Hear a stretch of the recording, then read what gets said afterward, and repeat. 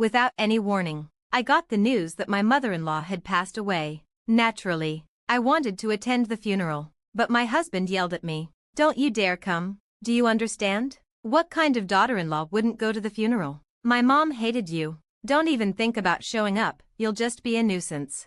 Although my relationship with my mother-in-law was never close, she was still gone, and not attending the funeral as her daughter-in-law felt very disrespectful. Ignoring my husband's words, I decided to go to the funeral home, even though it was a bit far away. When I arrived, I saw my husband leading the mourning rituals. Wait, what's going on here? Whose funeral is this? What I discovered next was a shocking truth that was hard to believe.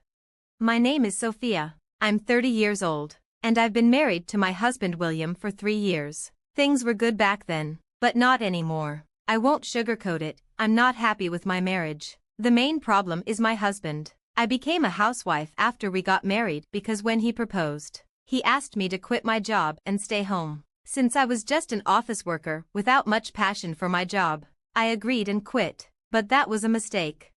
In the first year of our marriage, things were relatively fine. But in the second year, things changed. I used to get $11,000 a month from my husband for living expenses, but suddenly it was cut down to $500. "William, making ends meet with just $500 is impossible," I said. "I'm covering the rent. All you have to worry about is utilities and groceries, right?" he replied.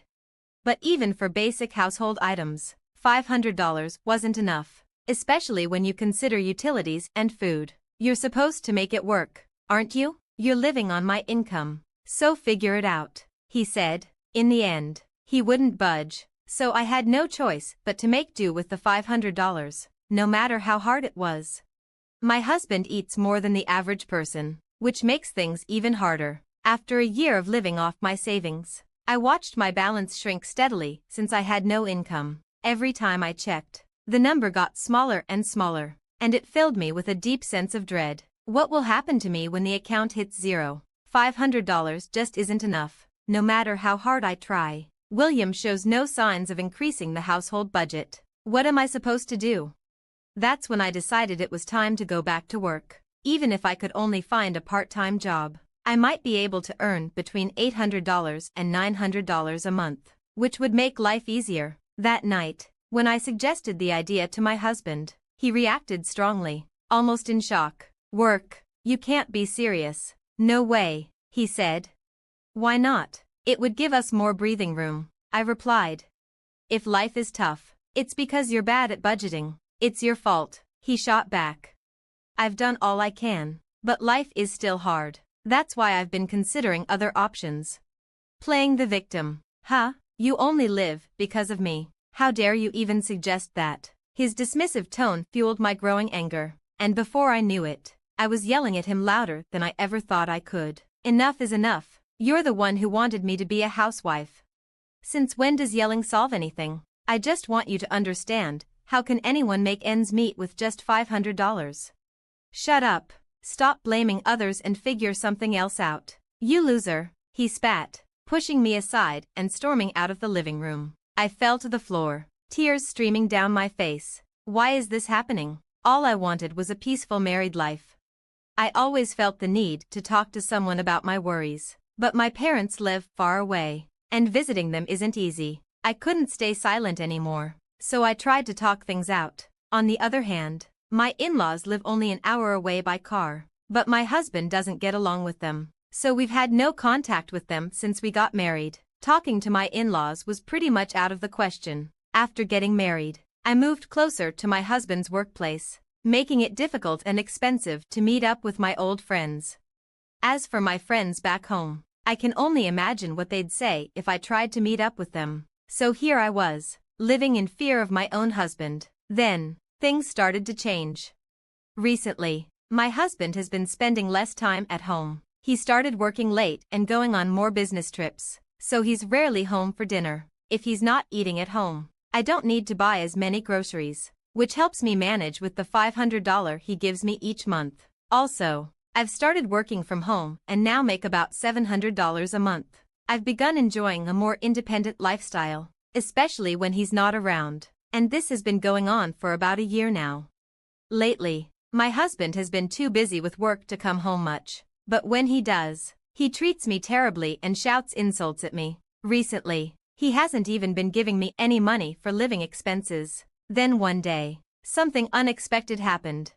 When my husband came home from work, he seemed really shaken. Without any warning, he blurted out, "My mom is dead."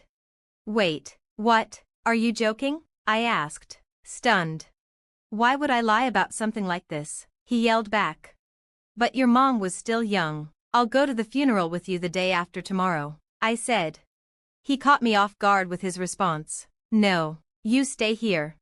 "What do you mean? Why would you go alone to your mother's funeral?" I asked, confused. "She's my mom, so I should be the one to go. You don't need to come," he said. "Wait a minute, that's ridiculous. She's my mother-in-law too," I protested. "That doesn't matter. I'm enough for my mom's funeral," he insisted.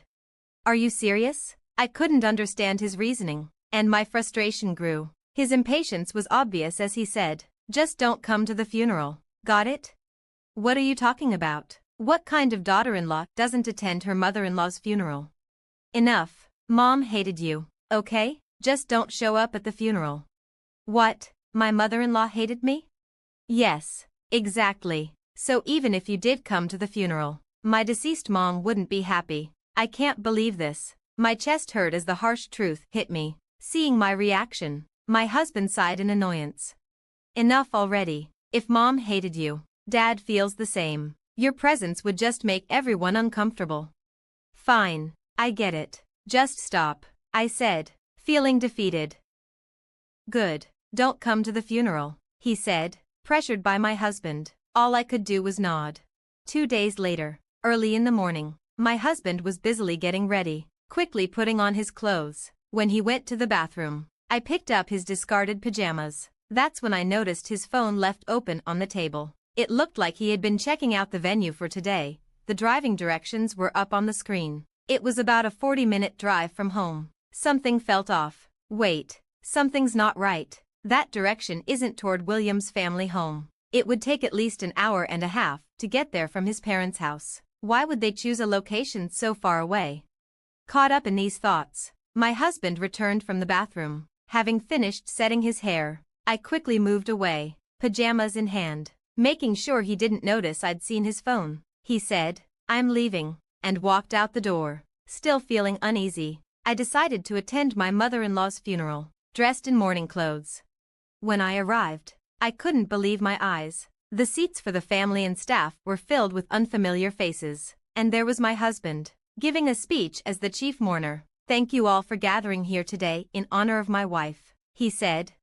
"My wife, Riley?" I watched in shock as William shed tears, pretending to be a grieving husband. Normally, I would have confronted him right away, but I couldn't bring myself to break the solemn atmosphere. Just then, I overheard a conversation between some women sitting behind me. "Did you hear? The chief mourner is divorced." "Really? He seems so steady." "Yeah, his previous wife was a handful. You know, apparently, she left him with a huge debt. That's troublesome." Finally, she left the divorce papers and walked out. He met his current wife soon after, even knowing she was sick and wouldn't live long. They got married because they were in love. So it's a love story. Huh? Debt? Leaving? I had never done any such thing. Anger boiled inside me as I realized the story had been twisted. I had to check for myself. Upon investigation, I discovered that our divorce had been finalized about 6 months ago. My husband probably met his now sick wife soon after our divorce and married her. The reason he hardly came home was that he was living a newlywed life with her. As I connected the dots, my anger reached its peak. He had me removed from the family register and married another woman behind my back. Enough with the insults already, this was it. I'd had enough. It was time for reckoning. With revenge in mind, I hailed a taxi and headed straight for my mother-in-law's place, where I suspected she'd be. I directed the driver as best as I could remember, and somehow, we made it. I rang the doorbell, and with a cheerful hello, my lively mother-in-law appeared. Her eyes widened as soon as she saw me. "Oh my, Sophia, is that you? Long time no see," she exclaimed. "Mother-in-law, you look well. You look good too." Sophia, What brings you here? I came unannounced, but there's something urgent I need to talk to you about, I said, trying to keep my voice steady. Something you have to tell me? Yes, of course. I told my mother-in-law everything that had happened, how I'd been mistreated by my husband, how I wasn't getting enough for living expenses, and even the fact that he had already divorced me. As I spoke, tears welled up, and I began to sob. My mother-in-law gently rubbed my back to comfort me. Sophia, I'm so sorry you've had to go through all this. My idiot son. Please forgive me. It's okay. I should apologize for showing up and talking about this. Why didn't you come to me sooner? William told me you didn't like me. What? He told me you didn't like me, I replied, finally realizing what had been going on. It hit me then. My mother-in-law and I had been deliberately kept apart. My husband probably thought it would be troublesome if she and I got along, especially if it went against his plans. Meanwhile, without my knowledge, he'd apparently asked his family for financial help multiple times, blaming it all on me. Sophia's sick and needs money, he'd say. Sophia can't work, so things are tight. Please help, for Sophia's sake, and so on. But I was neither sick nor unable to work, it was just what William had told me to do. Now that I knew the truth, I felt a mix of relief and rage. I had nothing to lose anymore. Fighting my fear, I shared my plan for revenge with my mother-in-law and decided to return to the funeral. Although the service had ended, a few people were still around. I approached one of them and asked, "Excuse me, do you know where the deceased's family lives? I couldn't make it to the funeral, and I want to bring some flowers later." Pretending to be an acquaintance, I managed to get the address of my husband's mistress's family home. The next day, I took some funeral flowers and headed to their place. When I rang the doorbell, a woman who looked quite worn, probably from the grief of losing her daughter, answered. It was likely the mistress's mother. I introduced myself as a friend and was invited inside. Once led to the room with the family altar, I saw my husband there. "Sophia, what are you doing here?" he exclaimed. As soon as he said my name, my husband quickly covered his mouth. The father of the mistress turned to William and asked, "What's going on?" That's when I let it all out. "I'm sorry for lying. I am this man's ex-wife." "Ex-wife? Why would you be here?" the father asked, confused. "Your daughter and I were both deceived by this man," I began, my voice trembling with emotion. "I found out just yesterday, at Riley's funeral, that I was divorced." What does that mean?" Riley's father asked, now visibly angry. "He told me it was my mother-in-law's funeral and told me not to come. I suspected something was off, so I followed him, only to find out it was the funeral of his new wife," I explained. "What's the meaning of this, William? Explain yourself," Riley's father demanded. At the sound of his furious voice, William's face turned pale, and he looked down, unable to meet anyone's eyes. The atmosphere, once heavy with sorrow, shifted dramatically as the truth began to unfold. As if sensing his wrongdoing, Riley's father's face turned beet red, and his body trembled with anger. Amidst all this, I prepared to execute my final act of revenge. Just then, the doorbell rang, and Riley's mother went to answer it. When she returned, she was accompanied by my mother-in-law. "Mom," William stammered, sweat breaking out on his forehead as he visibly shook. My mother-in-law didn't waste any time. She proceeded to give him a piece of her mind. "Causing trouble for others, what do you think you're doing? Pay back the money you borrowed from us right now, and don't you dare blame Sophia," she scolded. "Wait, Mom, this is not the time to. You owe an apology to Sophia, to that woman, and even to your parents right here, right now. Do you even understand what you've done? Declaring me dead and removing Sophia from the family registry, that's the height of disrespect. Mom, can we talk about this later? This isn't the place to."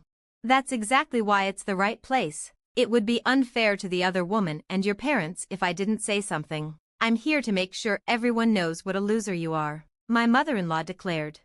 Riley's father, now enraged, grabbed William by the collar and shouted, "You've got to be kidding me." Terrified, William started to cry on the spot. It turned out that William had lied to Riley's father about needing money for Riley and had borrowed from him. Upon questioning, it was revealed that William had gambled away all the money. In the end, William was kicked out of Riley's house and faced legal actions.